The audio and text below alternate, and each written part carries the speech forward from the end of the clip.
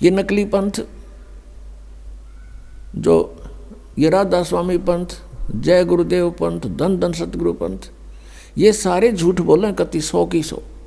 इनमें किसी ने भगवान नहीं मिला, कख नहीं पता इनको। अगर परमात्मा मिला होता ये निराकार बताते। सदग्रंथ सत बतावे कि उस सह शरीर है, मनुष्य दृश्य है, आंखों देखा संत बताते हैं, दानक रूप रहा करतार। और हमरे ही निहार है, हमारा सृजनहार, हमारे जैसा हमारा भगवान, हमारा उत्पत्ति करता। तो पुण्यात्माओं, दास का उद्देश्य है कि पहले हम अपने जिन सदग्रंथों को सही मानते थे उन्हीं से परिचित हों। फिर दिखता को नहीं भगवान के पहचान की और मोक्ष की कोई समस्या खत्म, क्योंकि इतना सिंपल मार्ग है, इस जैसा मार्ग नहीं। इन काल के दूतों ने काल प्रेरणा से अपनी प्रभुता दिखाने के लिए हठ योग शुरू कर दिए, सिद्धियां प्राप्ति करने के लिए खड़े होकर तप, उल्टा होकर के तप, और नरे अनुष्ठान करने लगे सुहा सुहा करके। ये तो नाशकरण की विधि ढूंढा करते थे। एक दूसरे पर प्रभु पाकने के लिए किसी ने एक सिद्धि प्राप्त कर ली तो दूसरा ने सोचा 3 करूं मैं, और तब इससे मैं सुपरियत कहलाऊं जनता में। परमात्मा कहते हैं इस हमारे नाम में 24 सिद्धि आ जाएंगी तुम्हारे को, लेकिन इन सिद्धियों का प्रयोग ना कर लेना, ये विष का काम करेंगी। अपने आप पड़ी रहें, क्योंकि सिद्धियां हमारा सहयोग देंगी और हम इसको प्रयोग करने लगे तो फिर हानि कर देंगे हमारे को।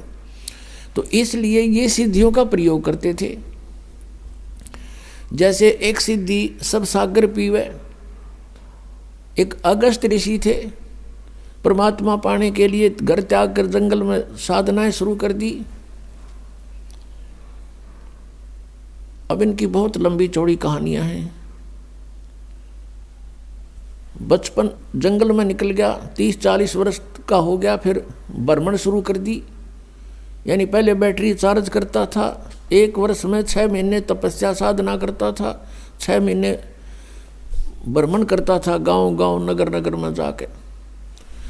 तो उसकी महिमा होगी। एक राजा की संतान नहीं थी। राजा ने उस पता लगा कि बड़े पहुंचे हुए महापुरुष हैं, जंगल में साधना करके आए हैं। तो राजा ने प्रार्थना करके अपने पास हफ्ते 10 दिन रखे, सेवा की। फिर प्रार्थना की कि हमारे संतान नहीं है।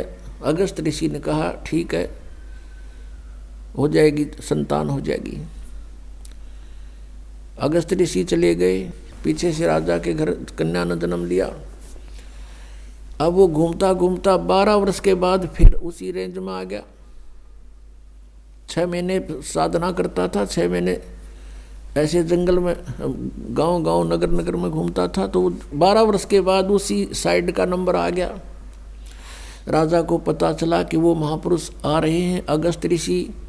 राजा ने अपने नगर की सीमा पर से लेकर वहाँ तक फूल बिछा दिए और खूब जय जयकार करवा दी, सब खड़े कर दिए नागरिक, आओ भगत के लिए। और साथ में अपनी कन्या को साथ लेकर गए। 12 वर्ष की कन्या पहले बहुत अच्छी तगड़ी हो जाती थी।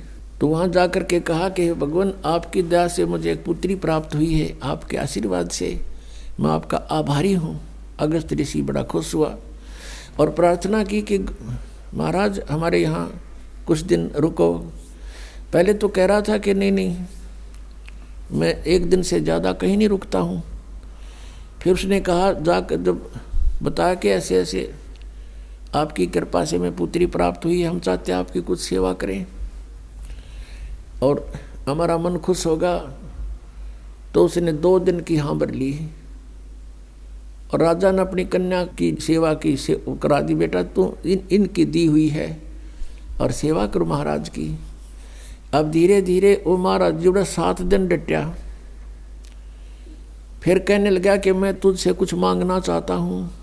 राजा से कहा अगस्त ऋषि ने। अब राजा ने कहा जी हम क्या दे सकते हैं आपको, सब कुछ आपका ही है, मांगने की आवश्यकता नहीं, आप आदेश करो कि ये कन्या मुझे दे दो मेरी सेवा के लिए। अब राजा को पता था नाट गया तो पता नहीं कि बद्दुआ दे दे, कति नाश हो जाए मेरा। अपना छाती पर पत्थर धर के कि जवाब किया गया। हवले का लड़की ने जाता रहा, कर ले साधना इनकी। फिर उसको क्या हुआ, तपस्याएं करके उसने एक सिद्धि प्राप्त कर ली। आजीवन सारे जीवन में एक सिद्धि सब सागर पीवे, एक सिद्धि जो बोजुग जीवे, एक सिद्धि जल पैर न लाई, एक सिद्धि आकाश से उड़ जाई। अपने आत्माओं, अगस्त ऋषि ने 7 समुद्रों को एक ही घूंट में पी लिया। अब फिर प्रार्थना की उससे अन्य ऋषियों ने, देवताओं ने कि भगवान यहाँ तो सब आओ भाव बिगड़ जाएगी, एटमॉस्फेयर चेंज हो जाएगा, और आप दया करो, हमारे ऊपर रहम करो। रहम कर दिया, उल्टा ही कुरला कर दिया, 7 समुद्र भर गए। अपने आत्माओं, आज हम अध्यात्म ज्ञानहीन हो लिए कति। इन नकली ऋषि संतों महंतों के कारण इन कह का पता नहीं, हमें नास्तिक का दूसरा रूप बना दिया कि भगवान ऐसा नहीं कर सकता, ये सब झूठ बोलने की बातें हैं। नहीं, अध्यात्म के अंदर बहुत बड़ी प्रबल शक्ति है, ऐसा बिल्कुल संभव है।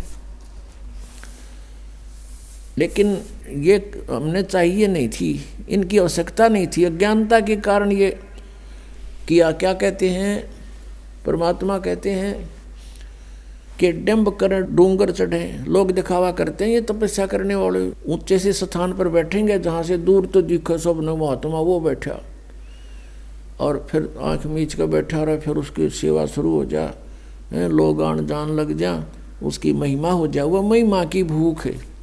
परमात्मा कहते हैं कि डंब करें डूंगर चढ़े, डूंगर माने ऊंचे टीले पे, पहाड़ पे, पहाड़ पे, अंतर झीनी झूल, जग जाने बंदगी करेंगे वो सूल बबूल। आम जनता ने सोचा बड़ा महात्मा भाई कमाल कर रहा है, घर छोड़ कर देख परमात्मा के लिए कितना संघर्ष कर रहा है। तो कहते हैं ये तो बो है सूल बबूल, ये तक काटे बो अपने आने वाले जीवन में, इसकी साधना ठीक नहीं। अब एक 2 भक्त थे, घर से चल पड़े परमात्मा पाने के लिए। उनको एक महात्मा मिल गए जिसका बहुत बोलबाला था, बड़े सिद्ध पुरुष कहां थे।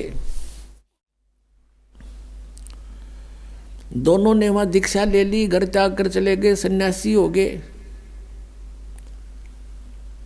कई वर्ष तक वो महात्मा के साथ रहे, गुरुजी के साथ आश्रम में। अब गुरुजी की मृत्यु के बाद वो दोनों निकल गए वहां से और अलग अलग दिशा में सिद्धि प्राप्ति के लिए चल पड़े, क्योंकि वो सिद्धि ही सिखाता था। जो उनमें से एक था उसको परमेश्वर कबीर देव जी का सत्संग मिल गया। जैसे आप जी को भी बताया कि परमात्मा 3 स्थिति में अपने संसार के सभी कार्यों को संभालते हैं।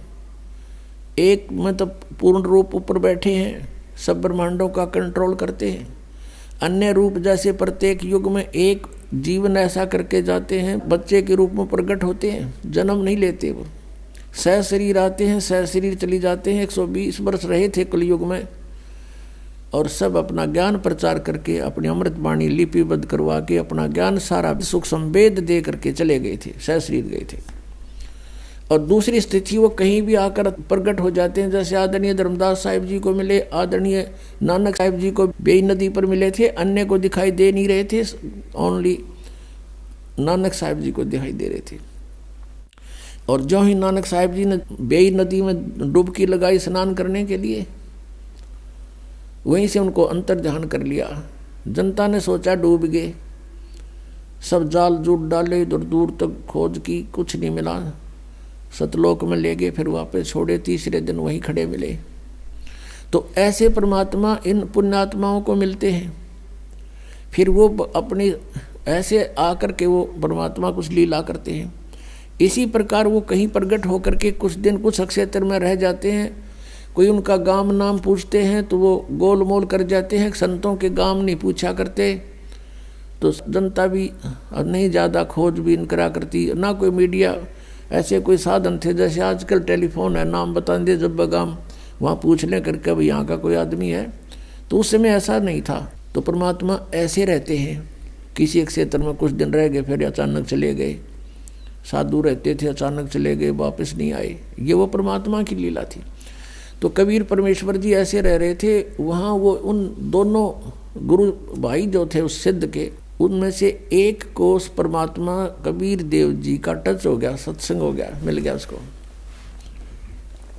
कई दिन लगातार सत्संग सुना, उसका तो जीवन बदल गया। जिन सिद्धियों को वो प्राप्त करने की चेष्टा कर रहा था वो खत्म हुई, परमात्मा पाने की उमंग उठी, सत्साधना शुरू कर दी। अब कुछ दिनों के बाद परमात्मा ने लीला की। संत ने उसे कहा, बेटा अब तू आगे उपदेश दिया करिए, और तुझे आदेश दे दिया मैंने। उधर से परमात्मा घूमने के लिए बहाना करके निकल गए जंगल में, वन में, वापस नहीं आए। खोजबीन की, देखा कोई व्यक्ति किसी हिंसक पशुओं ने खा रखा है, ऐसा स्थिति कर दी। उन चेलों ने सोचा गुरुजी को तो किसी ने खा लिया, उनका अंतिम संस्कार कर दिया, जबकि वो परमात्मा थे, वो तो चले गए थे। अब 10-12 वर्ष के बाद कहीं पर समागम था कोई, जैसे कई प्रकार के संत इकट्ठे हो जाते हैं, जैसे मेला होता है कुंभ का, वहाँ पर वो कबीर परमेश्वर का अनुयायी भी चला गया। उधर से उसका पहले वाले गुरु का चेला, वो सिद्ध जो सिद्धि प्राप्ति के लिए निकला था, वो भी आ गया। 12 वर्ष के बाद दोनों मिले, गले से मिले, बड़ी खुशी हुई। और फिर दरिया के किनारे बैठे थे, चर्चा चली कि बोलो भाई क्या उपलब्धि हुई 12 वर्ष के बाद। अब जो परमात्मा कबीर जी से परिचित हो गया था, उसने कहा भी मुझे तो सब कुछ मिल गया। अब वो जो सिद्ध पुरुष सिद्धि ही करने की चेष्टा में था, उसने पूछा कोई सिद्धि बता, क्या प्राप्त हुई तुझे। अब वो कबीर पंथी ने कहा कि भाई सिद्धियां की हमें जरूरत को नहीं, हमें परमात्मा मिल गए, परमात्मा पाना था हमने इन सिद्धियों से। ये तो खिलौने हैं, बच्चे खेलते हैं इनके साथ। तो वो कहता है सिद्ध जो उसका गुरु भाई था, सिद्ध पुरुष का चेला, अब भी सिद्धि वाले डले हो रहा था। उसने कहा तू अच्छा आदमी है, अरे सिद्धि मैं बताऊं मुझे क्या उपलब्धि हुई, अभी दिखाता हूं आपको। दरिया के ऊपर के ऐसे चल पड़ा जैसे थल पर चलते हैं, और परले पार चला गया, वापस फिर आ गया। देखा मैंने ये सिद्धि प्राप्त कर ली। अब उसने माथे बात मारा कबीर पंथी ने बोला 12 वर्ष में तने 2 अन्य की कमाई करी। एक अन्य में ये नौका वाला परली साइड में छोड़ देता है, एक अन्य में उल्टा ले आता है। सारे 12 वर्ष में तने 2 अन्य की कमाई करी। ये टट्टू साधना प्राप्त हुई, क्या उपलब्धि हुई तेरी। इस बात से वो बड़ा प्रभावित हुआ, फिर बैठ गया उसके पास। सचमुच यूं के डले डोए बने, ये तो नौकाले में बैठ के कोई चला जा ढाई अन्य में मजदूरी कर ले, इसका अच्छा किता। फिर उसको सारा ज्ञान जो परमेश्वर से प्राप्त था, अब उस भगत ने नूना बेरा था, वो भगवान थे, वो तो गुरु एक संत मानते थे। वो सारा ज्ञान जो परमात्मा से प्राप्त हुआ था अपने गुरु भाई को सुनाया, बड़ा प्रभावित हुआ। अपने आत्मा जिसने भगवान पाना है वो बकवाद नहीं करा करते, वो तुरंत समर्पित हो जाते हैं। उसके प्रेरणा जबरदस्त जागी कि अब मेरा कल्याण क्यों कर होगा। मैंने डला डोलिए, सारा जीवन खो दिया, कुछ कृपा करो, मेरा भी उद्धार करवा दो, महापुरुष से मुझे नाम दिला दो।